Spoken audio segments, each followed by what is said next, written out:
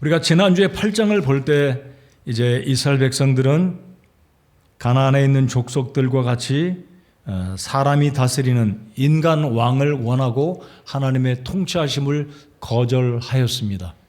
그래서 이 사실을 사무엘도 기쁘게 생각하지 않았지만 하나님께서 사무엘에게 말씀하시기를 그들이 너를 저버린 것이 아니라 나를 버렸느니라 라고 말씀을 하셨습니다.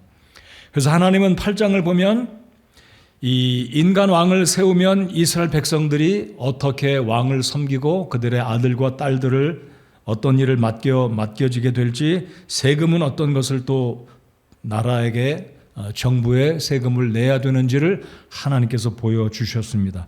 그럼에도 불구하고 이스라엘 백성들은 하나님의 말씀을 거절하고 아닙니다, 우리도 가나안에 있는 족속들처럼 민족들처럼 우리에게도 왕이 필요합니다 라고 말하면서 하나님을 거절한 모습을 봅니다. 근데 우리 하나님께서 이들의 조건을, 이들의 어떤 소원을 들어주신다라는 것, 근데 결국 하나님은 허용하셨지만 결과는 어떻게 나타나는지 사무엘기 상을 통해서 우리가 볼 수 있다는 것을 기억하시기 바랍니다. 그래서 지난주에 말씀드린 것처럼 이제 사울이 등장하게 되는데, 사울의 인생은 어찌 보면 9장에서 15장까지가 절정을 이루게 됩니다. 9장에서 15장까지. 그 이후로 등장하는 사람이 이제는 사람들에 의해서 세움을 입은 왕, 하나님께 요구해서 하나님이 마지못해 들어주시고 첫 번째로 세움을 입은 사람이 사울이라면, 이제 하나님이 기뻐서 하나님이 세워주신 왕은 다윗입니다. 자, 이제 오늘 이 사울의 시작이 어떠했는지, 여러분, 시작을 잘하면 시작이 절반이다라는 말이 있기도 합니다. 자, 사울은 출발을 잘했습니다. 근데 출발이 당연히 좋아야 되겠지만 모든 사람들이 어떤 일에 있어서 출발을 항상 잘하는 것은 아닙니다. 근데 사울은 사실 출발을 너무 잘했습니다. 근데 그 출발이 좋았지만 결국 점점점 갈수록 하나님의 말씀을 순종하지 아니하고 하나님의 사람을 무시하고 하나님의 그 종의 입술의 말씀을 무시하고 자기 뜻대로, 자기 생각대로, 교만으로 일관되게 살아감으로 결국 하나님께서 사울을 버리십니다. 오늘 이 사울이 어떻게 출발을 잘했는지 오늘 9장을 통해서 4가지를 살펴보겠습니다. 저는 이런 측면에서 사울과 가룟 유다의 유사성은 공통점이 있다라고 생각해 보았습니다. 사울과 가룟 유다는 어떤 공통점이 있을까요? 여러분이 알고 계시듯이 이 두 사람 모두 자기 스스로 목숨을 끊었습니다. 안타깝죠? 자, 사울 왕은 하나님에 의해서 선택되었고 가룟 유다는 예수님에 의해서 12 제자로 선택받은 사람 중에 한 사람이었습니다. 자, 이 두 사람 모두 목숨을 끊기 전에 회개할 수 있는 기회가 주어졌었습니다. 자신들의 잘못이 무엇인지 예수님에 의해서, 사무엘에 의해서 자신들의 실수와 허물과 죄가 무엇인지 알았지만 결국은 회개하지 않으므로 비참하게 이 사울과 가룟 유다가 스스로 목숨을 끊는 비극으로 그 인생이 맞춰지는 모습을 보았습니다. 자, 그러면서 우리가 생각해 볼 것은 하나님은 전지하시기 때문에 우리 죄성이 있는 사람도 사용을 하십니다. 맞습니까? 죄성이 우리가 있지만 하나님 그래도 우리를 사용하십니다. 아니, 더 강조를 해본다면, 강조를 해서 말씀을 드리면요, 우리 인생들의 마지막을 다 아시면서도 하나님 가룟 유다를 제자로 부르셨고, 사울이 어떻게 죽을 것을 아시면서도 하나님은 사울을 왕으로 세워주셨습니다. 여러분, 우리는 운명론을 믿지 않습니다. 팔자를 믿지 않습니다. 오늘 이 말씀을 통해 꼭 기억하실 것은, 우리는 전제로 우리가 연약성이 있고 죄성이 있고 실수를 하는 사람들이긴 하지만 하나님의 성령께서 말씀을 통해 우리에게 어떤 죄악들과 실수와 허물을 보여주실 때 회개한다면 우리는 하나님에 의해서 계속 쓰임받고 복을 받을 수 있는 자비하신 하나님이 우리의 아버지 하나님이라는 이 확신을 꼭 기억하시고 우리가 주님 앞에 끝까지 쓰임받는 복 있는 인생들이 되기를 정말 소원합니다. 그러나 사울은 그렇게 하지 못했습니다. 비참하죠. 자, 그래서 오늘은 하나님께서 이 이스라엘 백성들이 그토록 원하는 왕을 세워주시는데 사울이 어떻게 이제 하나님께 쓰임받고 왕으로 등장하는지 이제 다음 10장에서 드디어 이 사울이 기름 부음을 받고 왕이 되어집니다. 자, 이제 9장 우리가 읽은 1절부터 10절까지 오늘 27절까지 다 봉독해야 되지만 10절까지만 봉독했습니다. 여러분 기억하시기 바랍니다. 성경에 어디에서 구약이든 신약이든 어떤 인물을 읽고 교훈을 받든지 하나님은 항상 두 종류의 사람을 통해서 저와 여러분에게 교훈을 주십니다.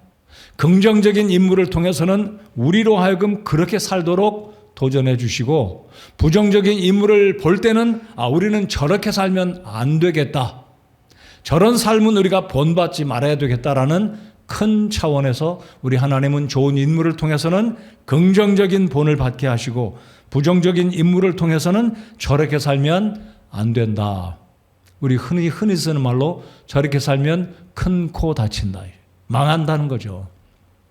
그래서 성경에 어떤 인물이, 신약에 구약에 어떤 인물이 등장하든지 우리가 본받을 사람들은 항상 둘 중에 하나입니다. 긍정적인 면 아니면 부정적인 측면.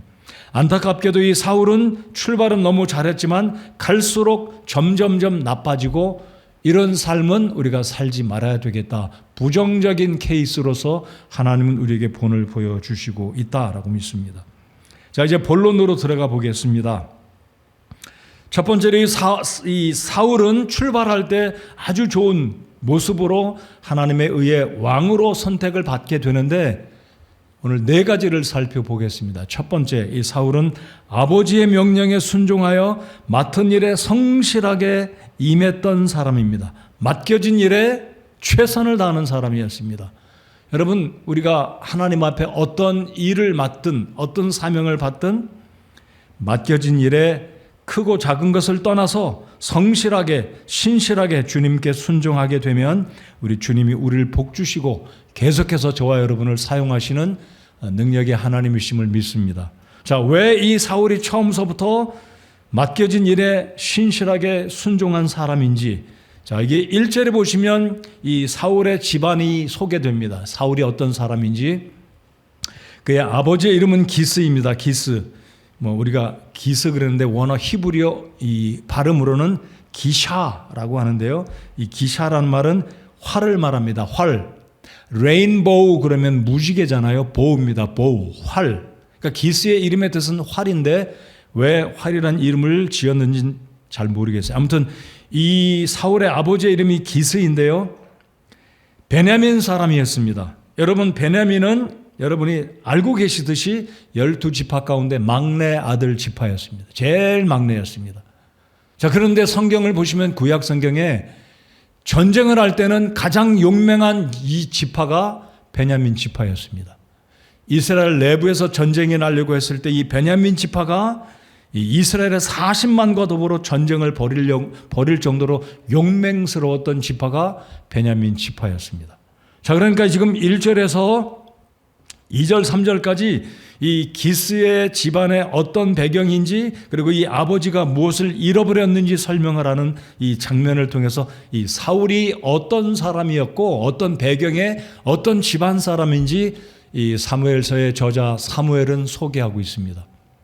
여러분의 집안이 어떤 내력이고 어떤 배경이 있는지 아마 어떤 분들은 우리 집안 하면 뼈대가 있는 집안이고 우리 집안에 학자들이 있고 교수가 나오고 장군이 나오고 굉장한 집안이다라고 자랑스럽게 생각하는 분들도 있을 겁니다. 베냐민 지파 이 기스 집안이 그런 집안이었습니다. 물론 이제 기스 아들 이 사울 한 사람 일대로 그냥 끝이 났고 다윗의 집안에서 계속해서 끊어지지 않고 왕들이 대를 이었는데 안타까운 것은 한 번으로 단명한 집안, 왕 한 사람 나오고 그냥 그게 끝이었어요. 오늘 그래서 사무엘기에 제가 강조해 드리는 것은 사무엘기에서 주인공은 사울도 아니고 사무엘도 아니고 누구라고요? 다윗이었습니다. 하루 일과를 마치고 저녁에 오셔서 피곤하시고 졸음이 살살 오실지 모르겠지만 정신을 차리시고 잘 들어주시기 바랍니다. 자, 1절 마지막 절을 보십시다. 베냐민 족속이며 능력 있고 강력한 자더라 그랬습니다. 이 베냐민 집안은 능력이 있다, 이 말은 그 아버지가 부자였다라는 겁니다. 부자였을 뿐만 아니라 영향력을 끼치는, 사회에서 힘을 쓰는 사람이었다. 여기서 강력한 자란 말은 룻기를 읽어보시면 보아스에 대해서 이야기할 때 굉장한 집안이고 영향력 있는 사람이다, 부자다라는 표현이 유사하게 표현이 되어 있는 것을 발견할 수 있습니다. 그러니까 이 기스는 부자였습니다. 어떻게 부자였냐면, 자세하게 설명은 안 하지만 종들이 있었습니다. 여러분, 종을 부린다는 것은요, 이 구약시대 아무나 이스라엘 백성 집에 종을 두지는 않았습니다. 근데 기스의 집안에는 종들이 있었습니다. 여러분, 아브라함의 집에는 수백 명의 종들이 있었잖아요. 그러니까 아브라함은 굉장한 부자였다면 그래도 이 기스도 상당한 부자였고 강력한 집안이 있고 능력이 있고 강력하다. 근데 한술 더 떠서 사무엘은 이 사울에 대해서 어떻게 묘사하고 있습니까? 2절에 보시면 그에게 사울이라는 이름의 아들이 있었는데 그는 준수한 젊은이로 잘생겼더라. 잘생겼습니다. 소위 요즘으로 말하면 훈남이었어요. 굉장히 키도 크고 보통 사람들보다 이 머리가 하나 더 있을 만큼, 그러니까 적어도 보통 사람보다 15cm, 20cm가 큰 거죠.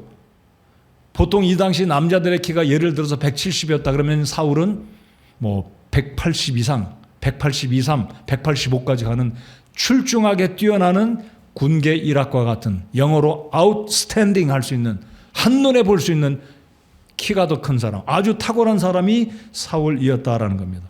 준수한 젊은이로 잘생겼고, 2절 하반절에 보면 이 사울보다 더 잘생긴 자가 없었고 또 그는 백성 중에 어떤 사람보다 자기 어깨로부터 위만큼 키가 더 크더라.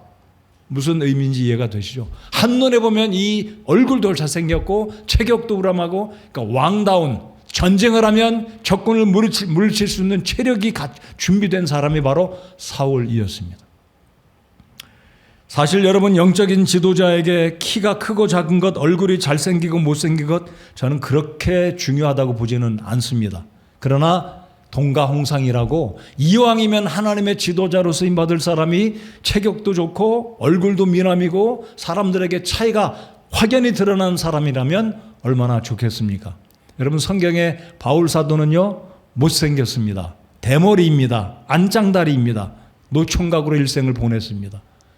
성경에도 보면 우리 예수님에 대해서 흠모할 것이 없다라고 말씀을 하고 있는데, 우리 천국에 가면 예수님을 뵐 텐데 예수님이 얼굴이 못생겼다고 생각하지는 않아요. 우리 예수님도 굉장한 미남이실 거다라고 저는 생각합니다. 성경에는 구체적으로 언급은 안 됐지만 우리 인자하신 예수님은 얼굴도 정말 인자하게 생겼을 것이다라고 저는 개인적으로 그렇게 믿습니다. 자, 아무튼 사울은 출중한 사람이었어요. 자, 그런데 이 아버지가 나귀를 잃어버렸습니다. 나귀들을 그랬어요. 여러분, 혹시 생각할 때 그깟 나귀가 얼마나 귀중하다고 이렇게 생각하시면 안 됩니다. 이 당시의 성경시대, 구약시대나 신약시대 나귀는요, 오늘날로 치면 최소는 경운기, 근데 경운기가 아니라 트랙터 정도. 여러분, 이 성경시대 때 나귀는 교통수단입니다. 자가용이에요. 무거운 짐을 싣고 나귀가 이제 짐을 실어 나르는 굉장히 유용한 수단입니다.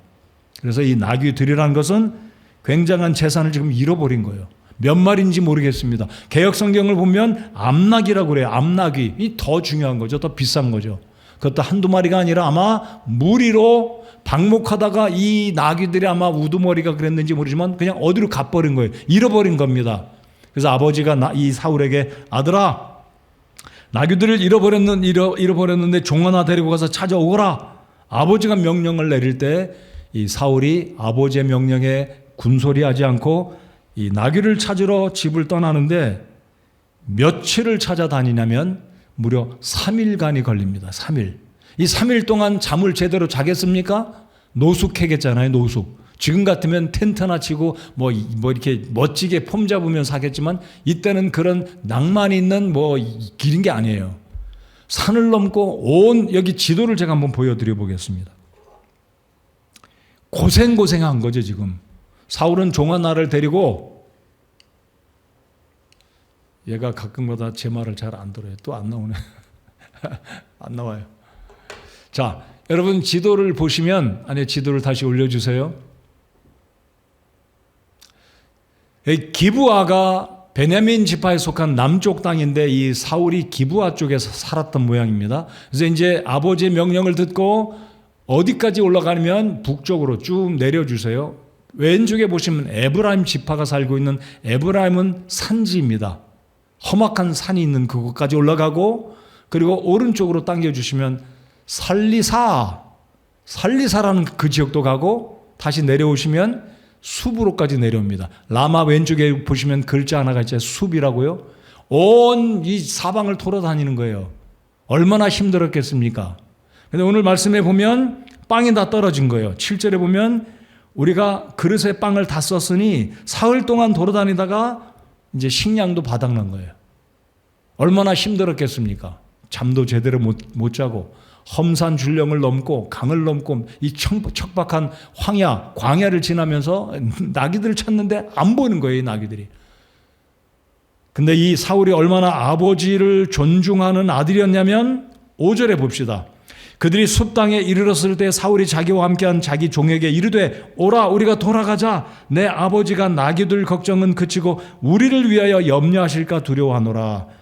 이 아버지 생각하는 거예요. 우리 아버지가 이 아들인 나를 3일 동안 돌아오지 않으니까 이 아들이 밥도 제대로 못 먹을 텐데 고생할 텐데 이제는 아버지 기스가 나귀 생각하는 게 아니라 아들 생각한다는 것까지도 사울은 배려한 겁니다. 우리 자녀된 여러분들, 우리 부모들이 나를 위해서 이렇게 노심초사 걱정한다는 사실을 알고 계십니까? 이걸 알아야 돼요. 근데 지금 사울은 그것까지 알고 야 우리 이제 돌아가야 되지 않느냐, 여기까지 온 거예요. 3일 동안 고생을 하는데도 못 찾은 겁니다. 이 나귀들이 어디 갔는지. 근데 여러분 다 하나님의 섭리였습니다. 나귀를 잃어버리게 한 것도 하나님의 섭리요, 3일 동안 못 찾은 것도 섭리요, 그리고 나중에는 누구를 찾아가냐면 바로 사무엘을 찾아갑니다. 사무엘을 만나는 순간 하나님이 사무엘에게 내일 이맘때 내가 누구 베냐민 지파의 아무개를 만날 텐데 너는 그를 기름 부어서 왕으로 세우라. 이 다 하나님의 섭리였습니다. 자, 그래서 첫 번째 이 사울의 시작은 아버지가 명령할 때 군말하거나 불평하지 않고 아버지의 명령에 순종하고 종 하나 데리고 사흘길을 두루 다니면서 나귀를 찾는 성실한 사람이었습니다. 여러분, 하나님의 일을 감당할 사람은 성실한 사람이어야 한다는 사실을 꼭 기억하시기 바랍니다.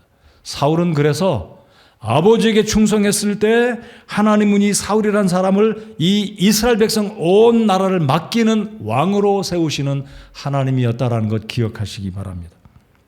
자, 두 번째로 이 사울은 시작은 어떻게 했습니까? 능력 있고 강력한 사람이었다. 아버지에게 순종했을 뿐만 아니라 방금 말씀드렸듯이 이 사울은 체격적으로도 외모적으로도 구비된 사람, 거의 왕으로, 여러분 이 시대에는 전쟁을 하면 장군이나 왕이 이 군대를 이끌어서 적군을 무찌르는 용맹하고 용감무쌍하고 정말 지혜로운 사람이 왕이 되어야 되지 않습니까? 근데 바로 사울이 그런 조건을 갖춘 사람이었습니다. 네, 여러분 이 베냐민 지파에 대한 배경을 잠깐 말씀드리면 베냐민은 라헬의 아들이었습니다. 여러분 라헬이 두 아들을 낳지 않습니까? 요셉과 요셉의 동생 베냐민을 낳는데 베냐민의 처음 이름은 베냐민이 아니라 베노니였습니다. 우리 옆에 사람에게 베노니 한번 해봅시다. 베노니. 자, 베노니란 말은 슬픔의 아들이었습니다. 여러분 베냐민 이름이 바뀌었어요. 원래는 슬픔의 아들이었어요. 여러분 그런 이름 누가 좋아하겠습니까? 태어났는데 어머니가 너는 슬픔의 아들이다, 너는 내게 괴로움을 주는 자식이다, 이 이름 누가 좋아하겠어요? 왜냐하면 라헬이 바단 아람에서 이제 자기 남편을 따라 시댁으로 가게 됐는데 처음 이제 시댁 가는 거 아니에요? 근데 노상에서 라헬이 죽어요. 산고를 겪다가 결국 베냐민을 낳고 죽는데 이 라헬이 아들의 이름을 베노니 하고 죽어요. 근데 야곱이 보더니 안 돼, 내 아들 베노니가 아니라 베냐민이야 라고 이름을 바꿔줍니다. 자, 이번에는 베냐민 해봅시다. 베냐민. 벤자민이에요. 벤자민. 벤은, 야민은 아들이란 뜻이고 벤은 오른쪽이란 뜻입니다.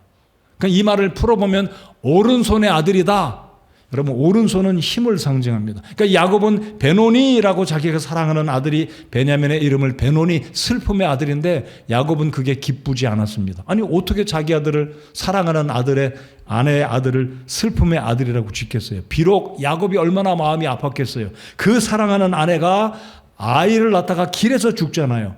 길에다 그냥 무덤을 쓰는데 그 아들의 이름이 베노니가 아니라 베냐민이었습니다. 벤야민. 야민이란 뜻은 오른손이란 아들이란 뜻인데, 그래서 이 베냐민의 이름의 의미는 오른손의 아들, 즉 힘이 있는 사람이다. 다른 의미로 하면 행운의 아들이다라는 뜻입니다. 그래서 지금 이 9장 1절에서 사무엘기 저자 사무엘은 이 베냐민을 이렇게 강조하는 겁니다. 베냐민 지파의 아들이다. 그의 아버지는 부자여 유력하고 강력한 사람이고, 이 사울은 키도 크고 얼굴도 잘생기고 이 사람보다 더 잘생긴 사람이 없다라고 그런 거죠. 그래서 이 사울은 인간적인 측면으로 보면 진짜 리더감이었어요. 임금 왕감이, 장군감이었다라는 거죠. 자, 그런데 이 베냐민 지파의 사울을 선택했을 때 하나님은, 우리 10장으로 잠깐 넘어가 보면요, 다음 주에 이제 10장을 보실 텐데요, 10장 24절을 읽어 보겠습니다. 10장 24절입니다. 시작. 사무엘이 온 백성에게 이르되 너희가 주께서 택하신 자를 보느냐? 온 백성 가운데 그와 같은 자가 없느니라 하니 온 백성이 외치며 이르되 국왕폐하 만세 하니라 그랬습니다. 난리가 난 겁니다. 드디어 이스라엘 백성들이 학수고대하던 왕, 굉장히 잘생겼고 정말 멋지게 생긴 듬직한 사울이 왕으로 이제 선포가 되는 겁니다. 자, 그런데 이 사울의 이름의 뜻을 말씀드려 보겠습니다. 사울, 우리가 알기로 사울 그러면 신약 성경의 사울, 큰 자, 작은 자, 바울은 큰 자, 사울은 큰 자였고 사울이 바울로 변했다 해서 작은 자라고 그러는데 그건 헬라어 발음인 것 같고요. 히브리어 발음으로 사울은 샤알에서 왔는데 이 말은 구했다, 구해서 얻었다, 하나님께 요청한다, 질문을 드린다, 여쭙는다라는 뜻이 사울, 샤알이었습니다. 그러니까 이 의미는 사무엘 선지자가 이 사울의 이름을 이렇게 성경에 표시한 것은 이스라엘 백성들이 어쩌면 우연의 일치냐, 이 이스라엘 백성들이 하나님께 왕을 달라고 구했는데 사울의 이름의 의미가 구했다라는 뜻이에요. 이게 우연의 일치는 아닌 것 같아요. 아무튼 사울의 의미가 뭐라고요? 하나님께 요청했다, 구했다, 여쭙는다. 그게 샤알이란 뜻인데 거기에서 사울로 바뀌어진 발음으로 사울의 이름이 사울이 된 겁니다. 자, 그러니까 이 사울의 의미는 하나님께 여쭈어서 얻은 자.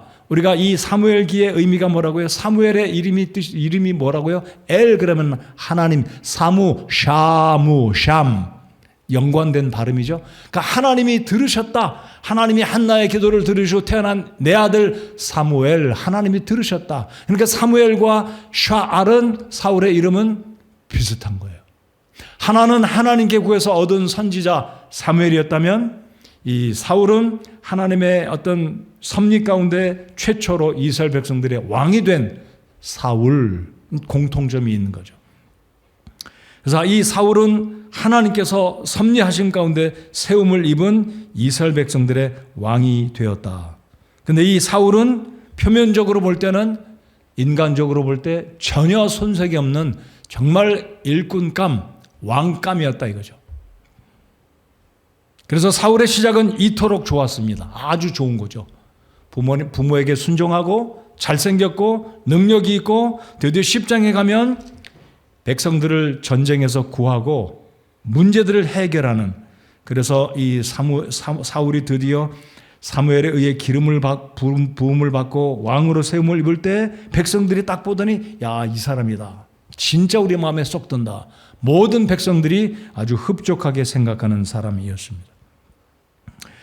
그래서 아까도 제가 강조를 잠깐 드렸듯이 이 베냐민 지파는요, 사사기 20장을 보면 이 베냐민 지파는 정말 용맹한 지파였기 때문에 싸움에서 임전무퇴, 후퇴를 모르는 정말로 용감한 지파가 바로 베냐민 지파였는데, 바로 베냐민 지파에서도 출중하게 생긴 이 사울을 하나님이 세워주셨다라는 것. 그래서 아무튼 사울의 이름이 하나님께 구했다, 하나님께 여쭈었다는 뜻인데, 아무튼 하나님은 섭리하심 가운데 이 사울을 이스라엘 백성들의 왕으로 지정하시고 세워주시게 됩니다. 자, 세 번째로 이 사울은 이제 어떤 사람이었냐면요, 굉장히 중요한 것인데, 이 사울은 하나님의 사람을 존중할 줄 아는 사람이었습니다.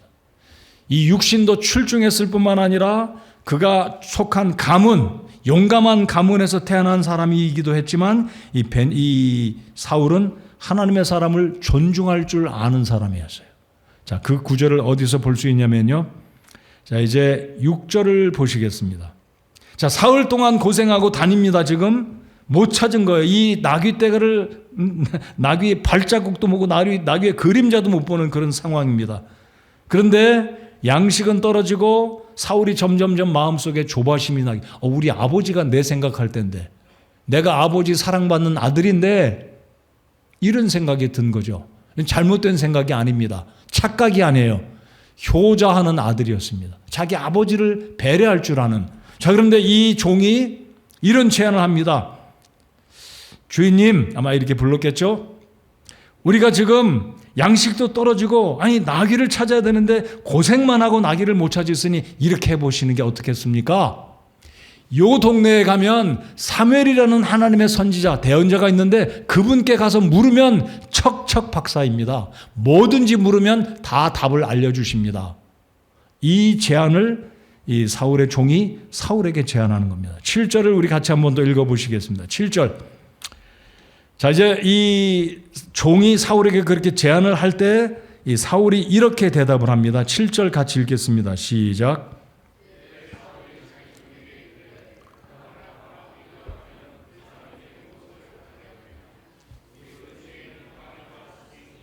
하나님의 사람에게 가져갈 예물이 없도다. 우리에게 무엇이 있느냐 하며. 여러분, 이 사울은 이거는 이렇게 생각할 수 있겠습니다. 여러분, 사무엘이 얼마나 유명했습니까? 우리 8장 앞서 7장에 어떤 사건이 있었다고요? 에베네셀 사건. 전쟁에서 승리한 사건. 아마 이 미스바의 영적인 부흥운동은 이스라엘에 다 소문이 쫙 퍼져가지고, 야, 우리 사무엘 선지자가 드디어 이 나라를 구원했다.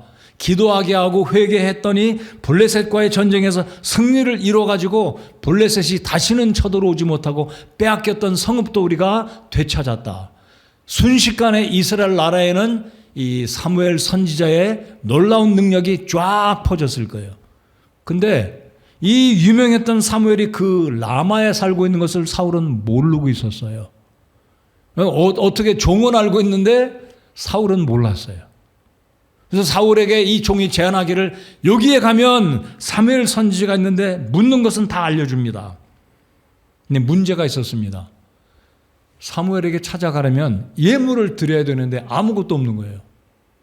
여러분, 성경에 보면 무화과 뭉치를 주고 건포도를 주고 올리브 기름을 주고 막 그러잖아요. 근데 지금 사울이 봤더니 먹을 양식도 다 먹어버리고 예물이 전혀 없는 거예요. 근데 이런 와중에 종이 말하기를, 주인님, 제게 은 1세겔의 4분의 1이 있습니다. 이거 우리 하나님의 사람에게 드리고 우리의 길을 알려달라고 하겠나이다. 뜻이 있는 곳에 길이 있다고 이 종이 이렇게 제안하면서 은 4분의 1세겔을 내보이는 거예요. 아마 기스가 종에게 너 여차여차하면 이거 가지고 너 주인 사울에게 잘 이렇게 좀 챙겨라 하고 돈을 줬을지도 모르겠어요. 아무튼 이 은 한 세겔은 지금 4분의 1 세겔이죠. 은 한 세겔은 이 당시 얼만큼의 값어치가 있었냐면, 남자 성인이 4일 일을 하면 한 세겔을 임금으로 받습니다. 한 세겔이. 그러면 오늘날 성인 남자가 4일간 일하면 얼마를 법니까? 한 4, 50만을 벌겠죠. 그러니까 한 세겔은 우리나라 돈으로 오늘날 계산하면 한 50만 원 친다고 하면 4분의 1이니까 10만 원 정도의 가치의 돈을 갖고 있는 겁니다. 자, 핵심은 이 사울이 마음속에 생각하기를, 야, 우리가 하나님의 사람을 만나러 가는데 예물을 드려야 되지 않느냐. 그 밑에 구절을 보시겠습니다. 9절입니다. 예전에 이스라엘에서는 사람이 하나님께 가서 여쭈려 할 때 이같이 말하기를, 오라 우리가 선견자에게로 가자 하였더라. 지금 대언자라 부르는 사람을 예전에는 선견자라 불렀더라. 이게 무슨 의미입니까? 모든 문제에 답을 찾고자 할 때 성소에 가서 하나님의 종들, 대제사장이나 제사장이나 아니면 선지자나 사사나 대언자들을 만나러 가서 무언가 도움을 받으려면 적어도 예물을 드리는 것이 이 당시의 관습이었다는 거죠. 근데 사무엘에게는 뭐 아무것도 없는 거죠. 자, 사울은 지금 이 중요한 사무엘이 라마에 산다는 것도 모르고 있었고, 가까운 곳에 사무엘이 있다는 것을 그것조차도 몰랐지만, 그래도 이 사울에게는 지혜로운 종이 있었고 준비된 종이 있었다는 게 얼마나 다행이었습니까? 자, 여기서 포인트는 뭐냐면, 사울은 하나님의 사람에게 빈손으로 가는 것은 예의가 아니다라고 생각했던 이 바른 마음이 있던 사람입니다. 하나님의 사람을 존중할 줄 아는 사람이었어요. 비록 이 사울이 사무엘이 누군지 명성을 들었는지 몰랐는지 모르겠고, 이 라마에 사무엘이 살고 있다는 것조차도 모르고 잃어버린 나귀를 찾기에 굉장히 급급했었는지 모르겠지만, 적어도 이 사울은 하나님의 사람을 존중할 줄 아는 사람이었다는 겁니다. 여러분, 오늘 이 시대에도 하나님의 사람을 존중하는 우리 성도 여러분들 되시기 바랍니다. 이것은 제가 여러분들에게 존중받고 어떤 선물을 받기 위해서 드리는 말씀이 아닙니다. 제 양심에서 고백하는 말씀입니다.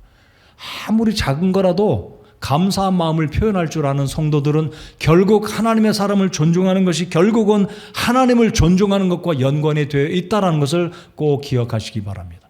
하나님의 사람을 존중하는 그것이 우리 마음속에서 하나님을 존중하는 습관이 된다는 것입니다. 그렇게 할 때 하나님께서는 그 성도의 손길, 그 마음을 절대로 잊지 않으시고 복을 주시고 기억하신다는 것 꼭 기억하시기 바랍니다. 하나님을 존중하는 것은 하나님만 존중하는 게 아니라 하나님의 세움을 입은 종들을 존중할 때 하나님은 그렇게 복 주신다는 겁니다. 이 정도로 사울은 출발이 좋았습니다. 하나님의 사람을 존중할 줄 알았고, 그리고 아버지에게 순종할 줄 알았고, 성실하게 맡겨진 일을 최선을 다해서 끝까지 잃어버린 아버지의 이 나귀를 찾으려고 했던 이 성실한 모습이 있었다라는 것. 그래서 바로 이 사울의 출발은 이 정도로 좋았다라는 것. 신체적인 조건, 영적인 이런 마음들, 인품적인 측면, 그리고 일에 맡겨진 그 일에 성실하게 끝까지, 그런 모습이 아니라 최선을 다하는 사람이었다는 것. 자, 이제 9절에 지나가면서 말씀을 드리겠습니다. 선견자, 선지자, 대언자, 이 차이가 무엇일까요? 자, 선견자는 영어로 그냥 seer입니다. seer, see, R이 붙어서 보는 사람, 선견자. 먼저 선자, 볼견자, 사람 자자, 놈 자자, 선견자. 먼저 본다라는 거죠. 여러분, 이 구약시대는 성경이 완성이 되지 않았던 시대였기 때문에 하나님은 선견자들에게 미리 보여주십니다. 꿈이나 비전이나 환상을 통해서 하나님의 메시지들을 대중들에게, 이스라엘 백성들에게 미리 보여줘서 선견자를 통해 하나님의 메시지를 전달하는 그 방법이 선견자였습니다. 그럼 선견자와 선지자의 차이는 뭘까요? 선견할 때 견은 볼견자라면 선지자 할 때 지는 알지자입니다. 그러니까 하나님이 주신 어떤 이미 보여주신 아니면 기록된 구약 성경의 말씀을 알고 그 말씀을 풀어서 전달하는 사람을 선지자다라고 할 수 있겠습니다. 다니엘 선지자죠.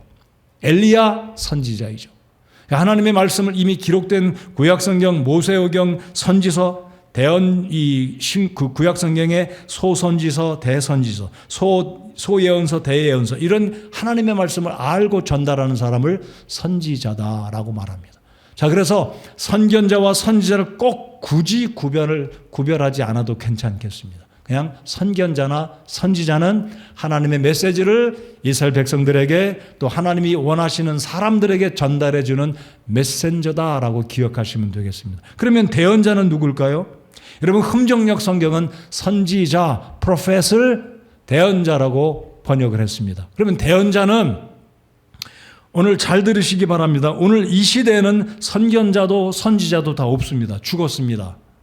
오늘 이 시대는 하나님이 완성된 성경을 통해서 우리에게 말씀해 주시기 때문에 선지자나 선견자 필요가 없습니다. 이미 기록된 이 말씀을 통해 하나님의 메시지, 하나님의 뜻을 발견할 수가 있습니다. 충분히 그렇게 우리가 하나님의 뜻을 발견할 수 있다라고 믿습니다. 여러분 그렇게 믿으셔야 합니다. 자, 그러면 대언자는 누구일까요? 오늘날 복음을 전하는 전도자도 대언자라고 부를 수 있습니다. 설교하는 목사들 대언자입니다. 자, 대언자는 사도도 아니고 선지자나 선견자도 아닙니다.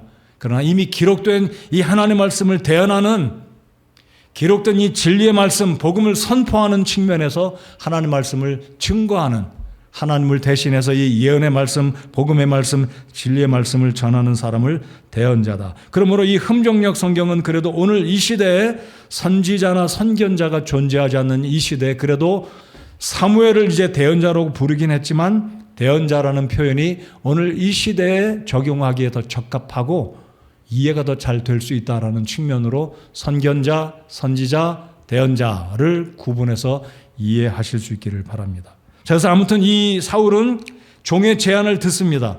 여러분 만약에 사울이 교만했다라면 야 니까짓 게 뭐라고 아마 종을 윽박지르고 그의 말을 듣지 않았을 겁니다. 바로 이 정도로 사울은 사람들의 말에 귀를 기울일 줄 아는 마음이 넓은 사람이었습니다. 여러분 사무엘기를 읽다 보면 사울이 분명히 사무엘로부터 권고를 받았습니다. 내가 올 때까지 기다려라. 아각을 살려두지 말고 이 아말렉과 전쟁할 때 모든 가축대는 다 죽여버려라. 근데 그 말을 한쪽 귀로 듣고 한쪽 귀로 흘려버리는, 이제는 왕이 됐다 이거죠. 그토록 사울은 처음에는 종의 말도 들을 줄 알았고 하나님의 사람들 존중할 줄 아는 겸손한 인품이 갖추어진 사람이었습니다. 그런데 어찌 된 일인지 사울이 왕으로 세움을 입고 기념비를 세우고 자기를 높이고 사무엘의 말을 우습게 생각하고 대제사장과 선지자가 해야 될 일을 왕인 자기가 하는 거죠. 여러분 성경에 분명히 왕이 할 일이 있었고 하나님의 대언자들이 할 일이 있었습니다. 근데 이제 사울은 그것까지 침해를 해서 하나님의 일을 자기가 한 거죠. 그러니까 처음은 이렇게 좋았지만 사울이 결국은 잘못되었다. 자, 이제 끝으로 이 사울은 어떤 모습으로 출발한 하나님의 마음에 드는 사람이었습니까? 21절을 보시겠습니다. 21절 다 같이 읽겠습니다. 시작. 사울이 대답하여 이르되 나는 이스라엘 지파 중에서 가장 작은 지파 출신으로 베냐민 족속이 아니니까.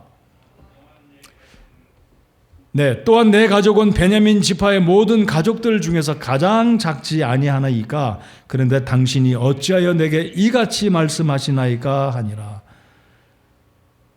여러분 이 사무엘이 너는 이스라엘 백성들이 그렇게 소원하고 학수고대했던 내 집안에서 왕이 나올 거다. 20절에 그랬습니다. 이스라엘의 모든 열망이 누구에게 있느냐? 너의 집안에서 왕이 나올 거다. 충격적인 이야기를 들은 거예요. 여러분 이스라엘 백성들이 우리에게도 왕을 주십시오 그랬는데 사울은 한 번도 아마 생각을 못했을 겁니다. 아니 우리 집에서 왕이 나온다고? 그것도 내가? 지금 사울의 분위기는 이겁니다. 아니 우리는 막내 지파인데 첫 번째 지파, 두 번째 지파도 제껴놓고 막내 집안인 우리 집안에서 그것도 내가 왕이 된다고 상상을 못했던 거예요. 자, 지금 사울의 고백은 사무엘이 이런 고백 선포를 할 때 사울이 한 이야기는 내 가족은 베냐민 지파의 모든 가족들 중에서 가장 작지 아니하니까. 그러니까 이 베냐민은 12번째 아들이자 베냐민 집안에서도 그의 아버지 기스는 막내 집안이에요. 여러분 큰아버지가 둘 셋인 분도 있잖아요. 저도 그렇습니다. 저희 큰아버지가 두 분인데 저희 아버지는 막내 아들이었어요. 저도 막내고. 그러면 아니 족보를 봐도 나는 서열로 보면 이거 될 수가 없는 사람이에요. 여러분 사울은 12번째 지파 막내 지파에다가 자기 아버지는 막내 집안의 막내에다 또 막내니까 베냐민 지파의 막내. 그러니까 사울은 생각할 때 나는 이거는 있을 수 없는 일이다. 근데 이렇게 겸손했다는 거죠. 우리 10장에도 보면 11장에도 보면 사울은 정말 겸손했습니다. 전쟁에서 승리할 때도 자랑하지 않았어요.